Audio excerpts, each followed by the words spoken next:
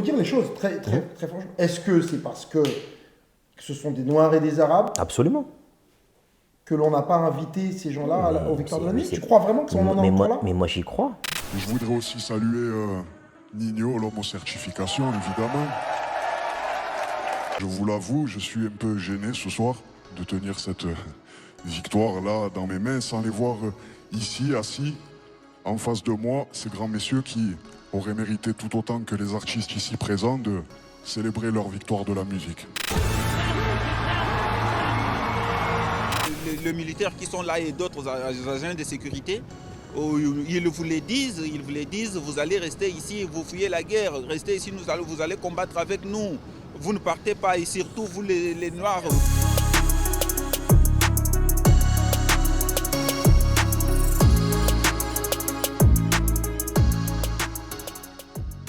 Hello, ici Philippe Favignon, producteur, storyteller. Aujourd'hui, là c'est très simple. Attention, c'est de la polémique.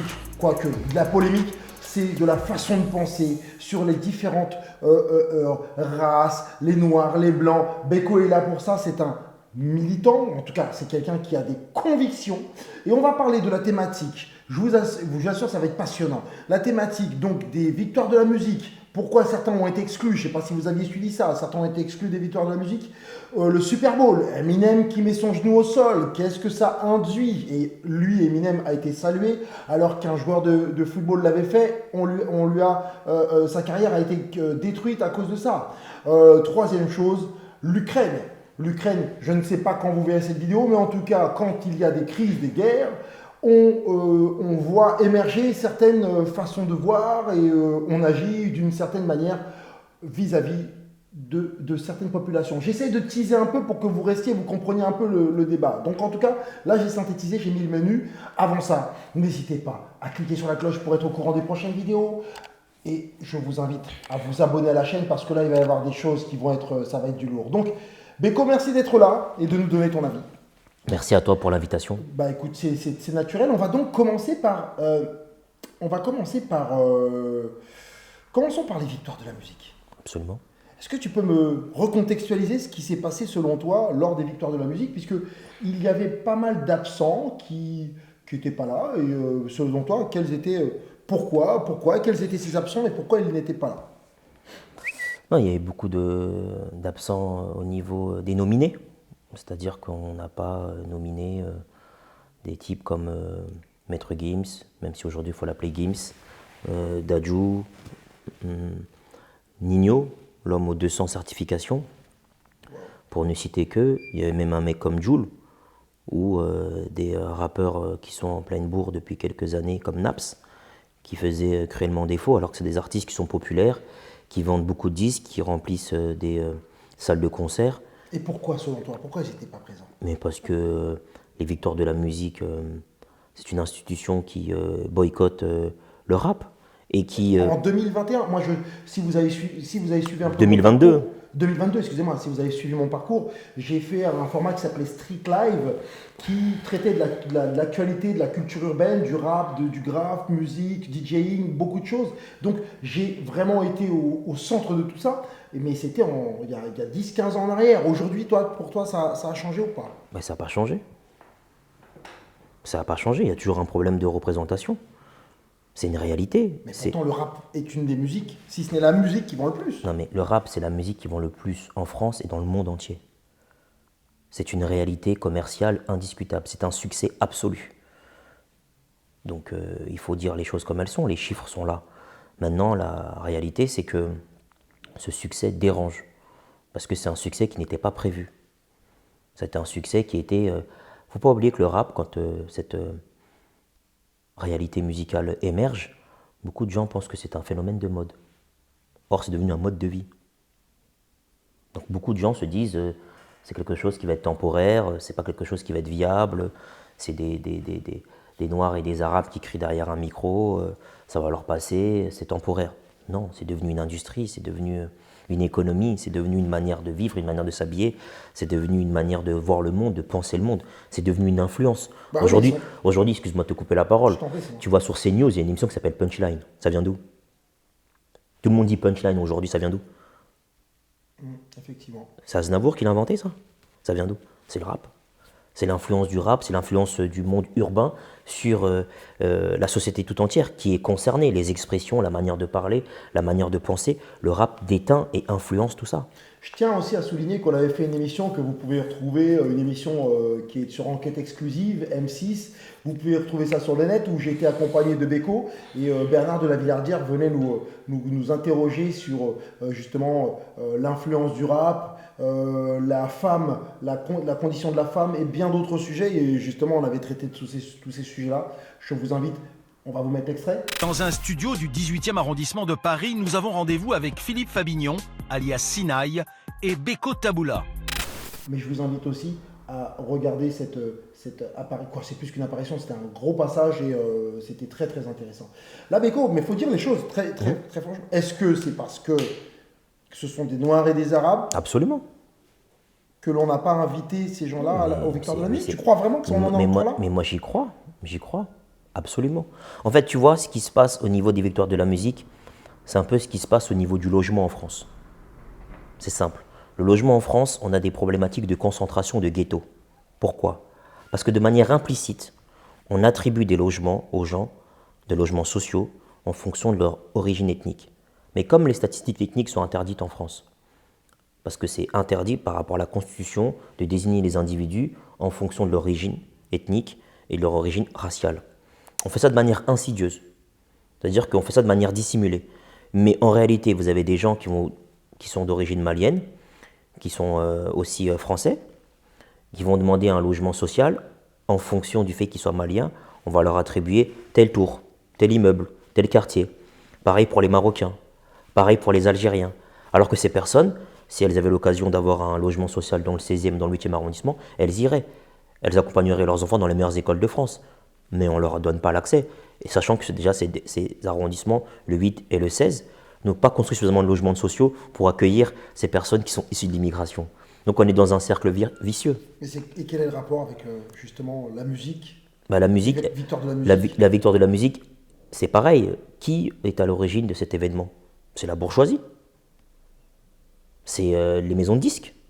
C'est pas les gens des quartiers populaires qui organisent cet événement. Tu es en train de me dire que le parallèle que tu es en train de faire avec les logements sociaux, c'est qu'on a dédié quelques places dans ces victoires de la musique pour une certaine catégorie de personnes, mais que les places sont limitées, quoi. Quand il y en a trop, Absolument. D'accord. Absolument. C'est pour ça que je fais mon parallèle avec les logements sociaux, c'est-à-dire qu'on ne veut pas que l'événement soit pleinement représentatif de ce qui se passe.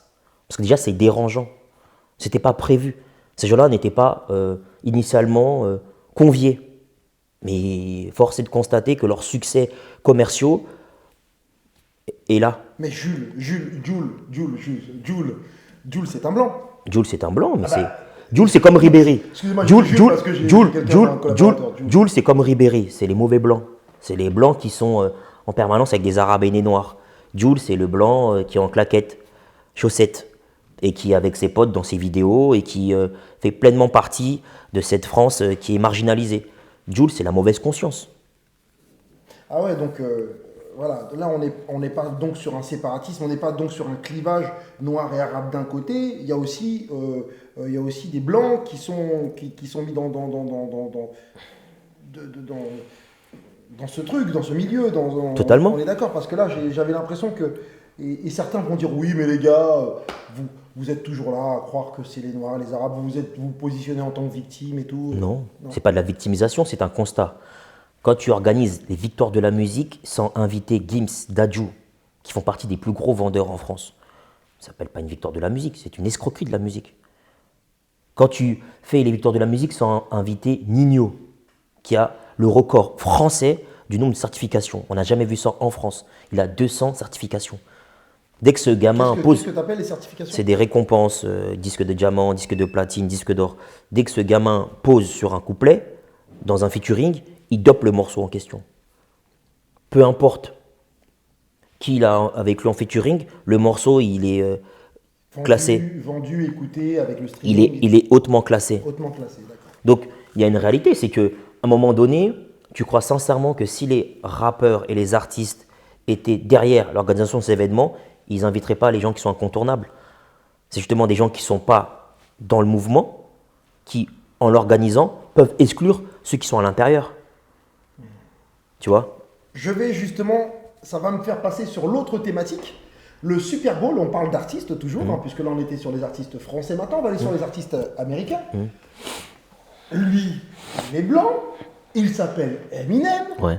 il met le genou au sol, Ouais. c'est un des blancs qui est avec, comme tu dis, avec les noirs. Ouais.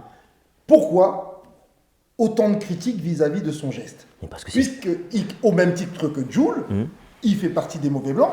Pourquoi d'un coup, quand maintenant le mauvais blanc fait quelque chose, en plus, pour cette communauté, pour la communauté afro, pour la communauté maghrébine, pour la communauté on s'en fout, si tu veux, des opprimés.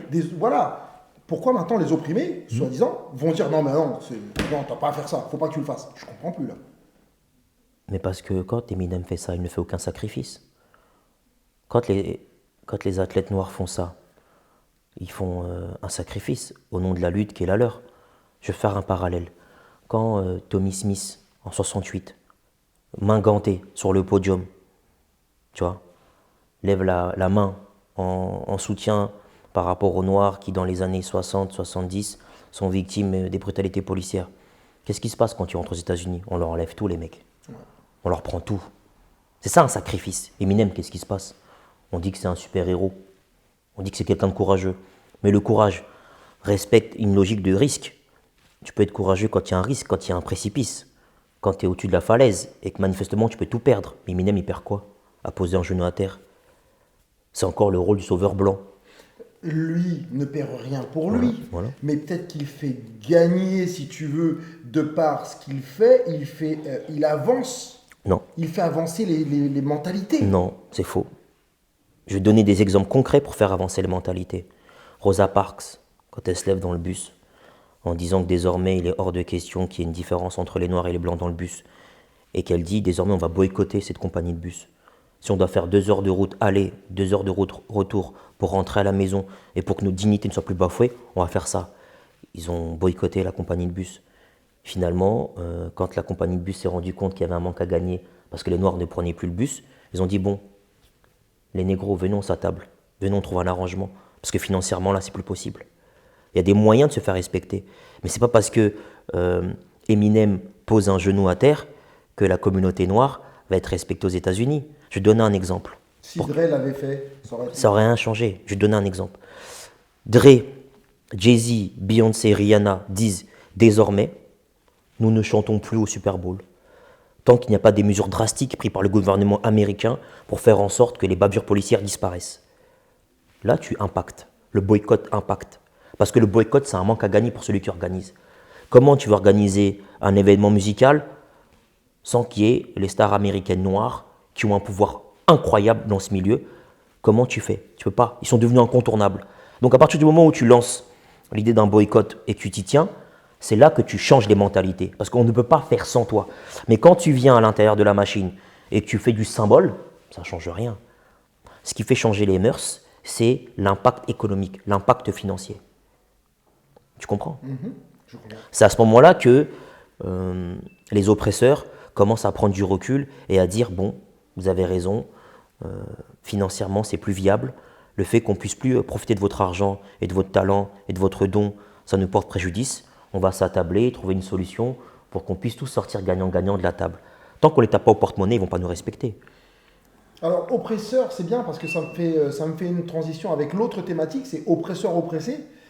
On est dans un registre de guerre. Oui. Et aujourd'hui, justement, la guerre, on est en train de la côtoyer. Je ne sais pas quand vous verrez la vidéo où on en sera, mais des guerres, il y en a encore beaucoup. Et il y en aura encore, j'espère, ça s'arrêtera, mais à chaque fois, on entend notamment sur le continent africain, puisque je sais que toi, tu œuvres beaucoup, mais des ethnies, des pays qui se font la guerre, c'est interminable aussi sur le continent africain. Aujourd'hui, on est sur la guerre de la Russie et Ukraine, et effectivement, on vient de se rendre compte qu'une minorité, c'est ça, on peut dire une minorité d'Africains et de Maghrébins n'avaient pas le droit de passer la frontière, on les bloquait. C'est ça, est-ce que tu peux m'en parler un peu plus?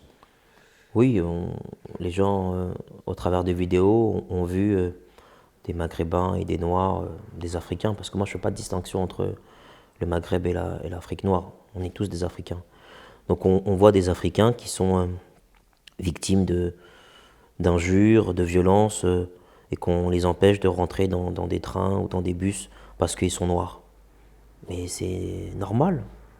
C'est normal. Mais bien sûr, c'est normal, parce que le racisme, tu le vois émerger dans les moments de crise, dans les moments de tension. Quand tout se passe bien, quand le noir il est là pour faire le ménage, pour sortir tes poubelles, pour livrer tes sushis, il n'y a pas de souci, parce qu'il est là pour effectuer les tâches les plus ingrates et les plus difficiles. Par contre, quand la guerre éclate et qu'on a besoin de solidarité, et d'amour et d'entraide, là tu te souviens que l'autre il est différent de toi, sa couleur de poil revient. Parce qu'en réalité tu l'as jamais aimé, tu l'as jamais apprécié, tu te sers de lui parce que tu as besoin de lui dans ton économie. Donc c'est une leçon pour les Africains qui pensent qu'ils sont à des endroits pour ce qu'ils sont, alors qu'ils sont à des endroits pour ce qu'ils apportent, c'est-à-dire une valeur marchande. C'était une manœuvre bon marché, docile, corvéable. Donc c'est violent, parce que dans les moments de crise, on devrait se prendre la main, avancer ensemble, indépendamment de nos couleurs de peau, de notre religion, de notre sexe. Mais dans le moment de crise, on revoit ressurgir les différences. Et tu vois par exemple les politiques, certains journalistes français ou politiques qui disent on est prêt à accueillir l'Ukraine, dans le sens où on est prêt à accueillir des migrants ukrainiens parce qu'ils sont blancs, c'est pas un problème. Mais quand ils sont noirs, c'est problématique. Là, on voit leur vrai visage, on voit que ce sont des tartuffes. Ah ouais, effectivement, tu as fait ce parallèle. Effectivement, on vient aussi de passer vraiment une période avec les migrants, avec Lampedusa, avec tous ces endroits où on bloquait les migrants. L'hypocrisie est simple. Quand c'est des migrants qui sont arabes ou noirs, voire indiens, la France ne peut pas accueillir toute la misère du monde. Vous comprenez, la France, elle a des difficultés, il y a des pauvres sur son territoire, il y a les gilets jaunes. Quand ils sont ukrainiens, vous avez des journalistes, des politiques qui ont dit on peut les accueillir. On peut faire un effort, ce sont des migrants hautement qualifiés, ce sont des migrants qui sont diplômés, donc on peut les recevoir. Deux poids, deux mesures. Voilà, point. Tous ceux qui ont un peu d'honnêteté intellectuelle, un peu de lucidité, ne peuvent pas contester des faits qui sont indiscutables. Parce qu'on n'est pas sur le registre de la victimisation. Moi, je ne suis pas là pour me plaindre de quoi que ce soit. Je dresse un constat. C'est que ma couleur de peau aujourd'hui est encore une malédiction aux yeux de certains.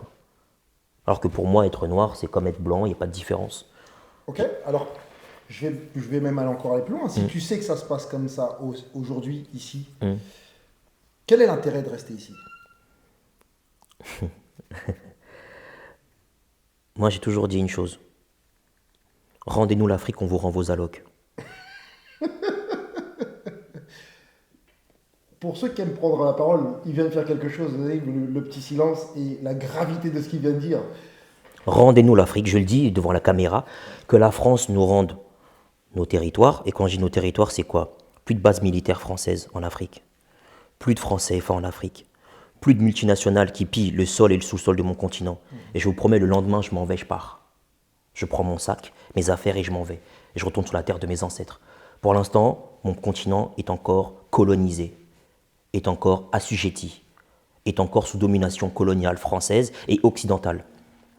Donc tant que je ne serai pas en mesure de vivre librement sur mon continent, je serai encore en France, je travaillerai en France et je ferai ce que j'ai à faire en France. D'accord, donc là c'est... Ah ouais, je comprends. Mais la France ne partira pas. Ah bon? Mais non, la France ne peut pas partir. Donc toi tu restes...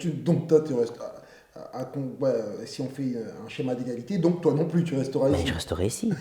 mais comment tu veux que la France renonce à l'uranium, à l'or, au pétrole, au diamant, à toutes ces matières premières qui regorgent le sol de notre continent, qui n'existent absolument pas sur l'Hexagone? Comment tu veux que la France renonce à tout ça? Elle a besoin de ça pour son énergie, pour son économie, pour ses industries. La France ne peut pas renoncer à tout ça. On en parlait justement, c'est bien ça ce que tu dis, mais on en parlait, et je me fais l'avocat du diable, j'essaie d'amener un autre point de vue. On parle de ces populations africaines qui vont en Russie, et là tu me parles aussi de la colonisation et du trésor, de tout ce que recèle l'Afrique, de tout ce que les bénéfices et tout ce qu'on peut apporter l'Afrique. Mais pourquoi il n'y a pas une prise en charge de l'Afrique elle-même? Parce que c'est bien beau de dire c'est eux. Mais est-ce que c'est pas nous Ou est-ce qu'ils ne peuvent pas dire, ouais, mais vous, Non, mais- organisez-vous. Ouais. Si vous êtes Je là-bas réponds. en Ukraine, vous êtes bloqué, mais Ouais. généralement on le sait, c'est pour que ce sont des étudiants qui vont étudier là-bas. Ouais. Pourquoi les écoles sont pas bien, sont pas mises en place sur certaines. Je pense qu'il y a quand même un bon système scolaire en Afrique, mais on voit beaucoup de jeunesse qui veulent partir ailleurs. Qu'est-ce qui se passe? Que ce soit les ressources minières, mais que ce soit aussi les ressources. La fuite des cerveaux, la fuite des cerveaux. La fuite des cerveaux. Ouais, ouais. Mais tu vois, c'est intéressant ce que tu dis et la question que tu poses, elle est passionnante. La question qu'il faut se poser, elle est relativement simple. Pourquoi ces gens fuient des paradis? Puisque sur le terrain du climat, sur le terrain des fruits et légumes, sur le terrain des richesses, l'Afrique n'a rien envie à personne. Au contraire, elle fait des jaloux. C'est les gens qui viennent en Afrique, avant tout. Il faut comprendre une chose, c'est que les Occidentaux, avec la complicité des chefs d'État africains, font tout pour rendre le pays invivable. Parce que le chaos profite aux puissances extérieures. Tu sais, il y a des chefs d'État en Afrique qui sont là depuis 40 ans. Ils sont soutenus par la France. Ils ont des appartements dans le 16e arrondissement, dans le 8e arrondissement. Je fréquente leurs enfants. Quand ces chefs d'État corrompus, qui sont connus, qui sont dans le monde francophone, il faut faire des recherches, viennent en France, ils se font soigner ici. Ils sont reçus à l'hôpital américain de Neuilly, là.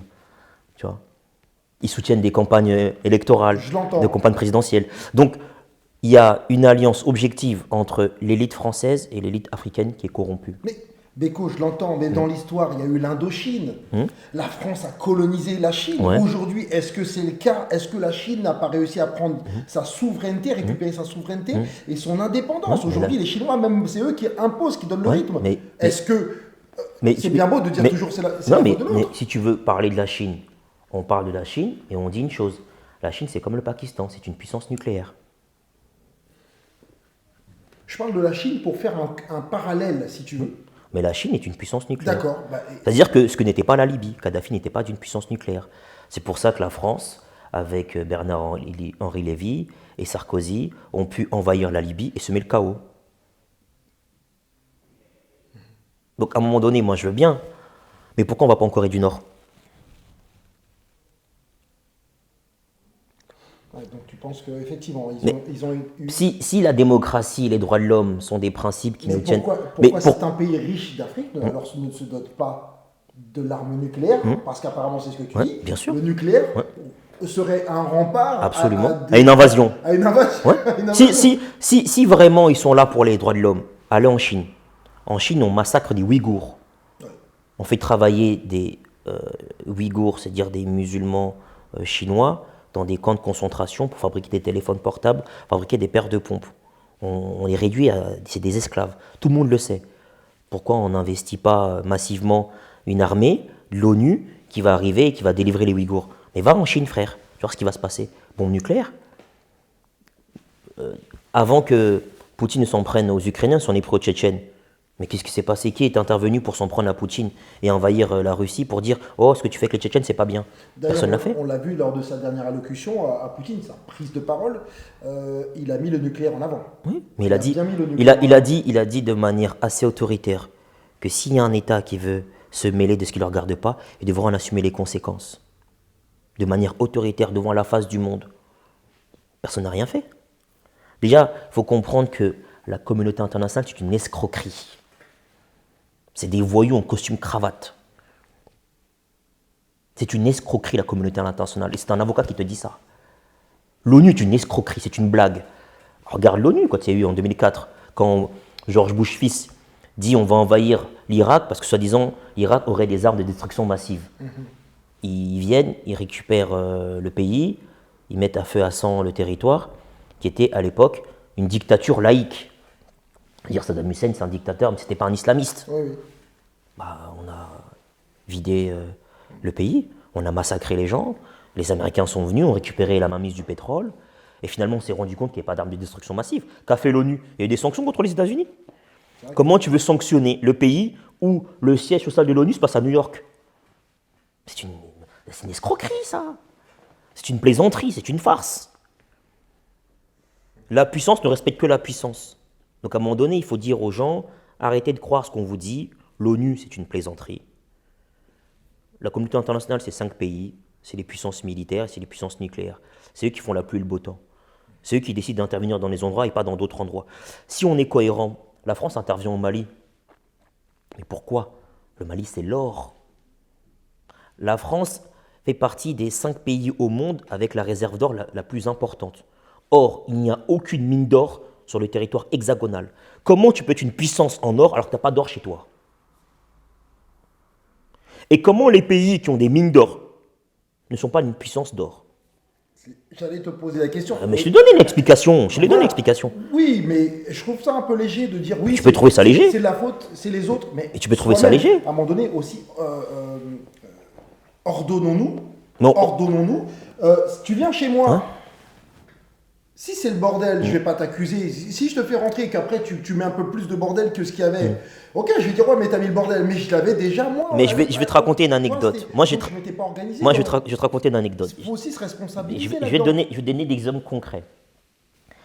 En tant qu'avocat, il m'est arrivé de défendre. Je donnerai pas le nom de ce client parce qu'il veut rester anonyme. Donc, je défends ce client qui est un opposant à Sassou Nguesso, qui est le président, on peut appeler ça un président, mais qui est le chef d'État, c'est plus approprié, du Congo-Brazzaville. Et ce monsieur que je défends, il a essayé de s'opposer à la mainmise du clan Nguesso sur le pays, et une partie de ses proches s'est fait tuer. Lui, il vit aujourd'hui en exil, il est devenu persona non grata dans son propre pays, et s'il rentre, il aura l'espérance de vie d'un billet de 5 €. Qui soutient Nguesso? Quelle armée au Congo soutient Nguesso? C'est l'armée française. C'est-à-dire que ce type-là, il ne peut pas faire le fruit d'un coup d'État parce qu'il est soutenu par l'armée française. Donc c'est du concret ce que je te dis, c'est vérifiable. Tu regardes les bases militaires, elles sont où en Afrique? Elles sont à chaque fois dans les pays où il y a des mecs qui sont là depuis 15 ans, 20 ans, des dictateurs. Paul Biya au Cameroun, ça fait 40 ans, il est là. J'ai 32 ans. Depuis que je suis gamin, je vois le même président. La France le soutient. Il est reçu ici en grande pompe, on déroule le tapis rouge. Mais l'histoire fait bien les choses. Dans 50 ans, dans 100 ans, Paul Biya, on l'aura oublié. Tu vois, moi, je me mets en danger quand je dis ça. J'assume ma prise de risque. Mais dans 20 ans, 30 ans, on l'aura oublié, ce monsieur, tout comme son clan. Parce qu'on va retenir que les héros. On va retenir que les femmes et les hommes qui ont, pour le coup, défendu la cause, au-delà de leur confort personnel, et qui ont mis au péril de leur vie, leur liberté, pour un idéal, qui est la liberté des femmes et des hommes, l'égalité. Qu'est-ce que nous, on réclame, nous? Qu'un blanc, un noir, se soit traité de la même manière. Moi, ce que je revendique, c'est qu'aujourd'hui, en 2022, on puisse traiter de façon respectueuse, de façon digne, un blanc et un noir et un arabe et un jaune, qu'il n'y ait plus de différence en fonction de la couleur de peau, en fonction de la religion, qu'il n'y ait plus de différence de traitement. Quand on s'en prend à quelqu'un... Est-ce que c'est pas une utopie? C'est mon idéal, c'est pour ça que je me bats, c'est pour ça que je dénonce les hypocrisies, c'est pour ça que je dénonce les injustices que je vois autour de moi. C'est mon idéal, c'est mon utopie, absolument. C'est ce qui me motive. Il y en a qui, effectivement, certains prennent cette image. Tu cours peut-être plus vite que moi. Je vais peut-être sauter plus loin que toi. On n'est pas égaux. Mais moi, tu prônes, tu veux l'égalité absolument, l'égalité économique, l'égalité raciale, l'égalité... Non. Je ne comprends pas. Quelle égalité tu prônes? Je prône une égalité en dignité, mon frère. Tout ce que je demande, c'est que vous me traitez avec les égards qui me sont dus en tant qu'être humain. Traitez-moi comme un être humain, ni plus ni moins. Est-ce que toi, tu te traites déjà? Est-ce que toi, tu te traites comme un être humain? Est-ce que toi, tu traites les tiens comme des êtres humains? Absolument. Quand je te parle de toi, je parle en fait, c'est comme si tu étais un continent, parce qu'apparemment, je vois qu'il y a une différence entre races, on va dire. Noir, blanc, jaune, tu m'as parlé de différentes... Est-ce que pour que les noirs soient mis au même pied d'égalité, est-ce que déjà tous les noirs, entre eux, se respectent? Non. Se donnent de la dignité? Non. Alors Mais tu as raison. Charité bien ordonnée commence par soi-même. Par soi-même, c'est ce que je voulais depuis tout à l'heure, je veux te dire ça aussi. Oui, je ne veux pas incriminer tout le temps, comprenez-moi, je veux pas les afro-descendants, les caribéens, je ne veux pas incriminer, mais je dis simplement quelque chose qui pour moi me semble tellement logique, c'est que pourquoi, oui d'accord, on peut remettre ça sur les chefs d'État, sur les manipulations, quoi, ok, Mais s'il y avait à un moment donné un bloc qui se donnait du respect, qui commence à émerger, on le sent à travers des événements, à travers pas mal de choses qui se font. Oui, on commence à le sentir. Mais il faut bien voir qu'à travers l'histoire, oui, on a connu des choses très dures, comme d'autres populations. Il y a eu la Shoah, il y a eu l'esclavage, il y a eu encore bien d'autres. Il y a eu le Rwanda. On ne va pas parler de par pays, mais en tout cas par ce qui s'est passé pour des peuples et des races. Mais à un moment donné, qu'est-ce qui se passe, quoi? On va en Afrique, à un moment donné. Mais c'est intéressant. Quand tu prends la Shoah, c'est très intéressant quand tu prends cet exemple. Ils ont vécu une catastrophe au sens littéral. Et qu'est-ce qui s'est passé? Dès qu'ils ont récupéré le territoire au niveau d'Israël, ils sont dotés de l'arme nucléaire, automatiquement, pour que plus jamais on se permette de leur manquer de respect. Voilà. On n'a pas permis aux chefs d'État africains, lors de leur indépendance respective, de se doter de l'arme nucléaire. Pourtant, on l'a permis à Israël. Il faut se poser les bonnes questions. Israël, c'est un pays qui est né en 68. Qu'est-ce qu'on leur a donné tout de suite? L'arme nucléaire. On leur a dit ce qu'on vous a fait dans les camps de concentration. C'est tellement ignoble. On vous a prévu votre humanité. Plus jamais ça vous arrivera. Protégez-vous désormais. Nous, on ne nous permet pas.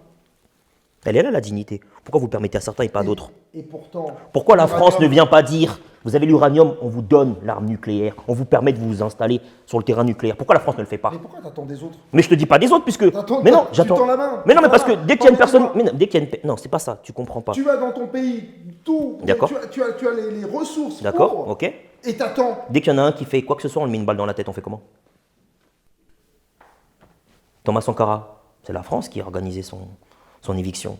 C'est Mitterrand qui a dit qu'il était insupportable, Sankara, qu'il était insolent, qu'il n'écoutait pas les recommandations de Foccart, de la France-Afrique. Butez-moi, Sankara. Tout le monde le sait que c'est la France. Ce que je dis là, tu sais, moi je mets ma carrière en péril. J'ai des menaces de mort. Ça c'est réel, j'ai des menaces de mort, j'ai des intimidations, j'ai des coups de pression, j'ai des gens qui m'arrêtent, qui veulent m'embrouiller. C'est réel ce qu'on vit. Parce qu'on ne veut pas nous permettre d'être puissants. On ne veut pas qu'on puisse réellement être épanoui. Maintenant, moi, je demande l'autorisation à personne. Tu vois, je le fais. Mais comprends aussi que ceux qui veulent prendre le pouvoir, on les tue pour ce qu'ils font. On les tue médiatiquement, on les tue financièrement, on les tue physiquement. C'est une réalité. T'as peur pour toi? Non, nous, on n'a peur que de Dieu. Moi, je ne peux pas avoir peur de Dieu et avoir peur de l'être humain ou avoir peur de la fin du mois. Quelle est ton ambition personnelle et quelle est ton ambition pour le... Vivre digne. Pour la dignité. C'est juste. Et pour le continent africain, c'est quoi? La dignité pour les miens. On veut être digne. Que personne nous prenne ce que Dieu nous a donné, c'est-à-dire notre dignité. Moi, je ne suis pas plus attaché qu'à ma dignité. Le matériel ne m'intéresse pas. Je n'ai ni femme, ni enfant. Tu vois, mon objectif, c'est de vivre digne au quotidien. Dignement avec les miens, d'avoir une situation... Est-ce que les Blancs, pour toi, tu peux marcher avec différentes populations? Est-ce que tu peux créer, même si on te donnait cette dignité, tu prônes quoi? La séparation de chacun? Non, ou pas du tout. Une collaboration Mais en fait, moi, mon problème, c'est pas les Noirs contre les Blancs. Parce que comme je te l'ai dit, il y a des chefs d'État qui sont noirs, qui sont des traîtres. Des chefs d'État noirs qui sont des traîtres à leur cause. Oui. Tu vois? Donc moi, j'ai pas de problème avec les Blancs. Si tu veux, je vais t'expliquer une chose. Moi, mon problème, c'est les élites corrompues. Les élites corrompues en Occident et les élites corrompues en Afrique. La population du quotidien, je m'entends très bien avec elle. Regarde, il y a des gilets jaunes qui, eux aussi, se plaignent des élites en France. Qui ont marché sur les Champs-Élysées, qui ont expliqué qu'ils sont payés le 5, qu'ils sont découverts le 6. Que même quand il y a une hausse du prix de l'essence, ils ne peuvent pas suivre. Donc le blanc du quotidien, c'est mon allié, on est ensemble. On est en opposition avec la même élite. Donc le blanc du quotidien, moi je marche avec lui, je vis avec lui, j'ai eu des relations dans un couple mixte, donc j'ai pas de problème moi avec le blanc. Moi j'ai un problème avec les élites corrompues, qu'elles soient blanches ou noires. J'ai un problème avec les élites qui ne se soucient absolument pas du bien-être des personnes qui sont en dessous. Pourtant moi aujourd'hui, je fais partie de l'élite. Hein. Aujourd'hui je gagne très bien ma vie, je suis avocat, et je pourrais m'asseoir à leur table et dire le peuple on s'en fout. Pourtant je suis resté accroché au peuple, parce que moi j'en viens. J'ai pris l'ascenseur social. J'ai vécu avec des difficultés financières chroniques. Aujourd'hui, elles ne sont plus là. Mais ce n'est pas pour autant que je vais oublier d'où je viens et que je ne vais pas parler à la place de ceux qui vivent ces discriminations, qui vivent ces difficultés. Donc c'est un choix de vie. Je me mets en danger. Mais je l'assume. Ok. Mais Donc, c'est pas de la victimisation. je comprends. Donc là, ce que tu dis, et pour finir, c'est effectivement, il faut l'arme nucléaire. Totalement. Faut que chacun redevienne digne. C'est ça. Voilà. Et en interne, s'il y avait un conseil à donner pour tous ces différents pays africains, toutes ces différentes nationalités, je sais que, comme disait, ils ont séparé le monde, comme disait notre ami Tiken Jah Fakoly. Tiken Jah Fakoly. Ils ont séparé le monde. Encore une fois, c'est une façon de dire qu'on n'a pas eu le choix. Ils nous ont séparés, donc voilà le résultat. Mais aujourd'hui, est-ce qu'il y a une réunification possible? Moi, je pense qu'on peut en fait tous se réunir, hein, mais peu importe la couleur de peau en réalité. D'accord. D'abord, il faut que nous, en tant qu'Afro, on s'organise, qu'on mette de côté le tribalisme, qu'on mette de côté les tensions qui peuvent exister entre Antillais, Africains, sachant qu'on est tous de la même souche, c'est-à-dire du continent, mais qu'on s'attable et qu'on réfléchisse en bonne intelligence, qu'on défende nos intérêts, et après qu'on puisse discuter avec le Maghreb, qu'on puisse discuter avec les Occidentaux, mais d'égal à égal. Nous, ce qu'on veut, c'est d'être traités avec considération. Mais tu sais, moi, je ne suis pas de ceux qui prônent un séparatisme. Hein. Moi, je ne suis pas pour que les blancs d'un côté, les noirs de l'autre, et qu'il n'y ait pas de contact entre nous, et qu'il n'y ait pas d'interaction entre nous. Pas du tout. Moi, je ne suis pas dans un séparatisme absolu entre les couleurs de peau. Moi, je suis pour un respect absolu entre les couleurs de peau. Vous allez nous respecter. Vous allez nous considérer comme on vous considère et comme on vous respecte. Il n'y a pas de rapport de crainte, de rapport de défiance, qu'il n'y ait pas de rapport de supériorité, pas de complexe de supériorité et pas de complexe d'infériorité. Césaire, il disait quelque chose d'intéressant, il disait que le système scolaire français apprend le larbinisme, apprend la soumission. Parce qu'on fait croire que l'Afrique n'a pas d'histoire, que les royaumes africains n'ont pas existé, qu'il n'y a pas de grandeur dans l'histoire des peuples noirs, alors que c'est faux. Et c'est important d'enseigner l'amour de soi, l'amour de son histoire, de façon à se dresser devant des hommes et des femmes de différentes religions, de différentes ethnies, et de pouvoir échanger avec eux, d'apporter, d'avoir un dialogue apaisé et serein. C'est essentiel. La dignité. Tout ce que nous voulons imposer, c'est la dignité. Eh ben, sur cette parole, la dignité, on va essayer de vous quitter dignement aussi. Si vous avez suivi cette interview fleuve, mais qui était très intéressante aussi, je vous remercie si vous avez été au bout. N'hésitez pas à laisser un message, parce que là, je vais vous dire, vous pouvez y aller, on vous répondra. Beko est là aussi pour ça, je suis aussi là pour ça. Et votre avis compte, et on aimerait bien connaître aussi votre avis. N'hésitez pas à cliquer sur la cloche du dessus pour être au courant des prochaines vidéos. Je pense qu'on va en faire d'autres encore comme ça, des polémiques. Quoi, des polémiques? C'est même pas des polémiques, c'est donner son avis. Non, c'est donner son avis et c'est surtout prendre le temps d'aborder des thématiques, l'actualité qui nous concerne tous, dans un cadre apaisé, bienveillant et surtout dans un cadre, on va dire, de respect. Tout à fait d'accord. Respect, et ce qui nous concerne tous, comme dit Beko, c'est déjà que vous cliquiez sur l'abonnement pour qu'on soit effectivement tous ensemble et qu'on fasse cette communauté, et je vous y invite. Et Beko, encore une fois de plus, merci. Ben merci, peut-être que je serai plus là la prochaine fois. Laissez-le nous, s'il vous plaît. Non, il y a un petit point rouge là sur Peut-être que je vais disparaître, mais au moins, je serai parti avec dignité. Non, je te le souhaite pas. Rejoindre mes ancêtres. Mais j'ai pas peur de la mort, mon frère. Tu sais, j'ai pas peur de la mort. Sincèrement, c'est pas quelque chose qui m'effraie. On est sur autre chose, nous. On est sur l'invisible. On est sur des dimensions qui sont d'ordre ancestral. La mort, c'est qu'une étape. Méditez là-dessus. Ciao.